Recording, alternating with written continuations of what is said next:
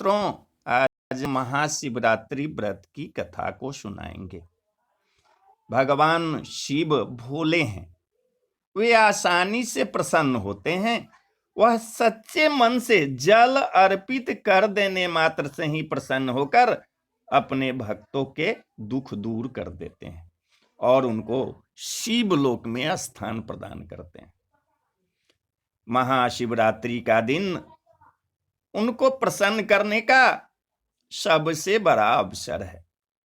इस दिन भगवान शिव की पूजा करना चाहिए। और आइए आज आपको हम महाशिवरात्रि व्रत की कथा को सुनाते हैं। शिव पुराण के अनुसार एक समय में चित्रभानु नामक शिकारी शिकार करके अपने परिवार का पालन पोषण करता था।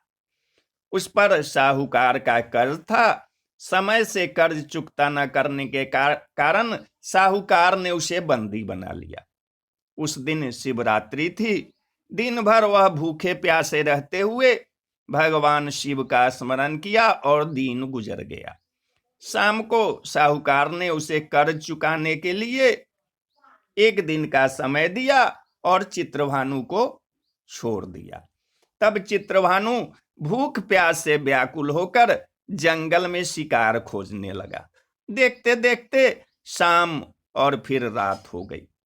तब वह एक तालाब के पास बेल के पेड़ पर चढ़ गया और रात बीतने की प्रतीक्षा करने लगा।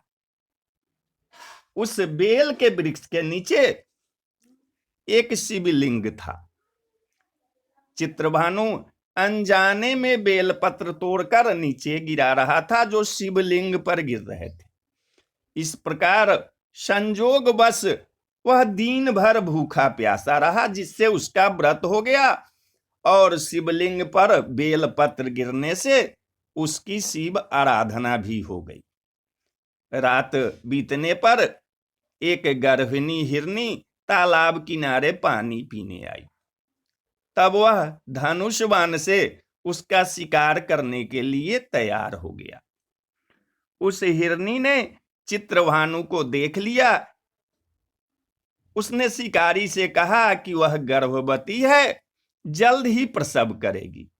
उसने शिकारी से कहा कि तुम एक साथ दो जीव हत्या करोगे, जो ठीक नहीं है।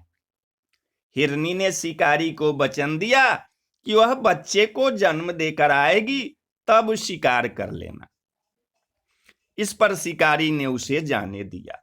इस दौरान प्रत्यंचा चढ़ाने तथा ढीली करते समय कुछ बेलपत्र शिवलिंग पर गिरे। इससे प्रथम प्रहर की शिव पूजा हो गई। कुछ समय बाद एक और हिरनी वहां से जा रही थी। तब शिकारी खुश होकर उसके शिकार के लिए तैयार हो गया। तब हिरनी ने उससे निवेदन किया कि हे शिकारी, मैं थोड़ी देर पहले ऋतु से निवृत्त हुई, कामातुर विरहिणी हूं, अपने प्रिय की खोज में भटक रही हूं। मैं अपने पति से मिलकर शीघ्र ही तुम्हारे पास आ जाऊंगी। तब शिकारी ने उसे जाने दिया। चित्रभानु शिकार न कर पाने से चिंतित था। रात्रि का आखिरी पहर बीत रहा था। इस बार भी कुछ बेलपत्र टूटकर शिवलिंग पर गिरे, जिससे दूसरे प्रहर की भी पूजा हो गई। तभी एक दूसरी हिरनी बच्चों के साथ वहां से जा रही थी। तब चित्रभानु ने उसका शिकार करने का निर्णय कर लिया। तब हिरनी ने उससे कहा कि हे शिकारी, मैं इन बच्चों को इनके पिता के हवाले करके लौट आऊंगी। इस समय मुझे मत मारो। इस पर शिकारी ने कहा कि वह मूर्ख नहीं है, इससे पहले अपने दो शिकार को छोड़ चुका है। उसका परिवार भूख प्यास से तड़प रहा होगा। तब हिरनी ने कहा कि मेरा विश्वास करो, मैं इनके पिता के पास छोड़कर तुरंत लौटने की प्रतिज्ञा करता हूं। ऐसे करते सुबह हो गई और अनजाने में ही शिकारी की शिवरात्रि की पूजा हो गई। उपवास और रात्रि जागरण भी हो गया। इसी बीच एक हिरन वहां से जा रहा था। तब शिकारी ने इसका शिकार करने का निश्चय कर लिया। चित्रभानु को प्रत्यंचा चढ़ाए देखकर उस हिरन ने निवेदन किया कि यदि तुमने मेरे से पहले 3 हिरनी और उनके बच्चों का शिकार कर लिया हो तो उसे भी मार दो, ताकि उनके वियोग में दुखी होना न पड़े। अगर उनको जीवन दान दिया है तो कुछ समय के लिए उसे भी जीवन दान दे दो, उनसे मिलकर वह दोबारा यहां आ जाएगा। हिरन की बातें सुनकर शिकारी के मन में रात का पूरा घटनाक्रम सामने आ गया। उसने सारा घटनाक्रम हिरन को बताया। तब हिरन ने कहा कि वे तीनों हिरनी उसकी पत्नियां हैं। जिस प्रकार वे तीनों प्रतिज्ञाबद्ध होकर गई है, उसकी मृत्यु से वे अपने धर्म का पालन नहीं कर पाएगी। जिस प्रकार तुमने उन पर विश्वास करके उन्हें जाने दिया, वैसे ही मुझे भी जाने दो। वह अपने परिवार के साथ जल्द ही यहां उपस्थित हो जाएगा। चित्रभानु ने उसे भी जाने दिया। शिवरात्रि व्रत और पूजा होने से उसका मन निर्मल हो गया। उसके अंदर भक्ति की भावना जागृत हो गई।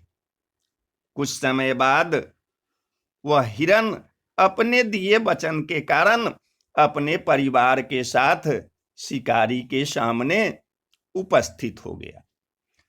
उन जीवों की सत्यता, सात्विकता एवं प्रेम भावना को देखकर चित्रभानु को आत्मग्लानि हुई। उसने हिरन परिवार को जीवन दान दे दिया। अनजाने में ही सही शिवरात्रि का व्रत करने से चित्रभानु को मोक्ष मिला।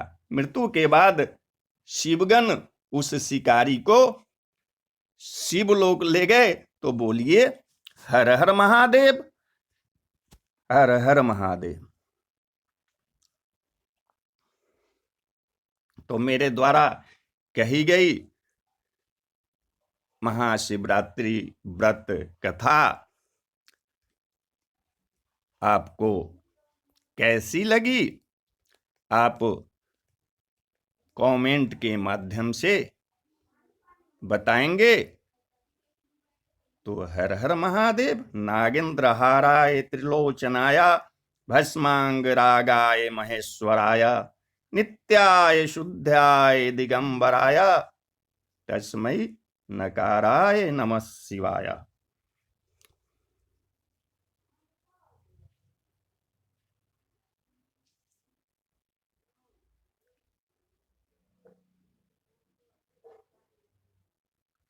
कर्पूर गौरं करुणावतारं संसार सारं भुजगेन्द्रहारं सदा वसन्तं हृदयारविन्दे भवं भवानी सहितं नमामि।